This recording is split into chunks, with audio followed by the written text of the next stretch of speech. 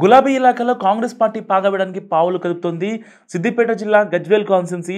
ఈ కాన్స్టిట్యున్సీలో నుంచే కేసీఆర్ ఎమ్మెల్యేగా పోటీ చేసి గెలిచి సీఎం అయ్యారు. 2014, 2018, 2023 అసెంబ్లీ ఎన్నికల్లో గజ్వేల్ నుంచి వరుసగా 3 సార్లు గెలిచి రికార్డు క్రియేట్ చేశారు. అంతకుముందు 2004లో మాజీ మంత్రి గీతారెడ్డి, 2009లో తూముకుంట నరసారెడ్డి కాంగ్రెస్ నుంచి ఎమ్మెల్యేలకి గెలిచారు.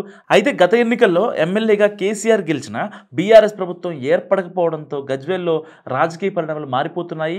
గత అసెంబ్లీ ఎన్నికల్లో గజ్వేల్లో బీఆర్ఎస్ నుంచి కేసీఆర్, బీజేపీ నుంచి ఈటెల రాజేందర్, కాంగ్రెస్ పార్టీ నుంచి నర్సారెడ్డి పోటీ చేయగా కాంగ్రెస్ 3వ స్థానానికి పరిమితమైంది. అసెంబ్లీ ఎన్నికల్లో కాంగ్రెస్ పార్టీ అధికారంలోకి రావడంతో బీఆర్ఎస్, బీజేపీల నుంచి కాంగ్రెస్లోకి వలసలు పెరిగాయి. ఆ తర్వాత జరిగిన లోక్సభ ఎన్నికల్లో కాంగ్రెస్ 2వ స్థానంలో నిలిచింది.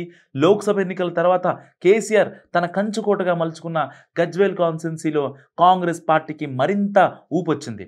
ఇటు రాష్ట్రంలో అధికారంలో ఉండడం, నియోజకవర్గంలో పార్టీ కొంత పుంజుకోవడంతో ఇప్పుడు గజ్వేల్ ప్రజ్ఞాపూర్ మున్సిపాలిటీ పీఠంపై కన్నేసింది అధికార పక్షం. మేజర్ గ్రామ పంచాయతీగా ఉన్న గజ్వేల్ పట్టణాన్ని అప్పటి కాంగ్రెస్ పార్టీ సీఎం కిరణ్ కుమార్ రెడ్డి హయాంలో మున్సిపాలిటీ చేశారు. చుట్టుపక్కల ఉన్న కొన్ని గ్రామాలతో కలిపి గజ్వేల్ ప్రజ్ఞాపూర్ మున్సిపాలిటీగా పేరు మార్చారు.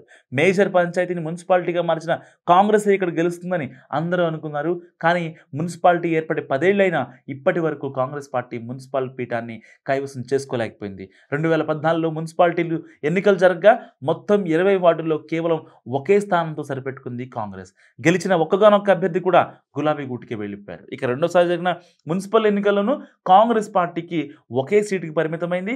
గజ్వేల్ ప్రజ్ఞాపూర్ మున్సిపాలిటీలో ఇప్పటికే బీఆర్ఎస్ మున్సిపల్ చైర్మన్పై అసమ్మతి ఉంది. కాంగ్రెస్ ప్రభుత్వం ఏర్పడ్డ కొత్తలోనే సొంత పార్టీ కౌన్సిలర్లు మున్సిపల్ చైర్మన్ రాజమౌళిపై అవిశ్వాసం పెట్టారు. అయితే కాంగ్రెస్ పార్టీకి తగినంత బలం లేకపోవడంతో ఏం చేయలేకపోయింది. మరోవైపు అవిశ్వాసంపై కోర్టు కూడా స్టే ఇవ్వడంతో ఆగిపోయింది. ఇంకో నెల రోజుల్లో మున్సిపల్ కౌన్సిల్లో సభ్యుల పదవీ కాలం అయిపోతుంది. దీంతో ప్రస్తుతం పరిస్థితుల దృష్ట్యా కాంగ్రెస్ పార్టీ బలంగా కనిపిస్తుండడంతో ఈసారి జరిగే మున్సిపల్ ఎన్నికలపై పార్టీ కన్నేసింది.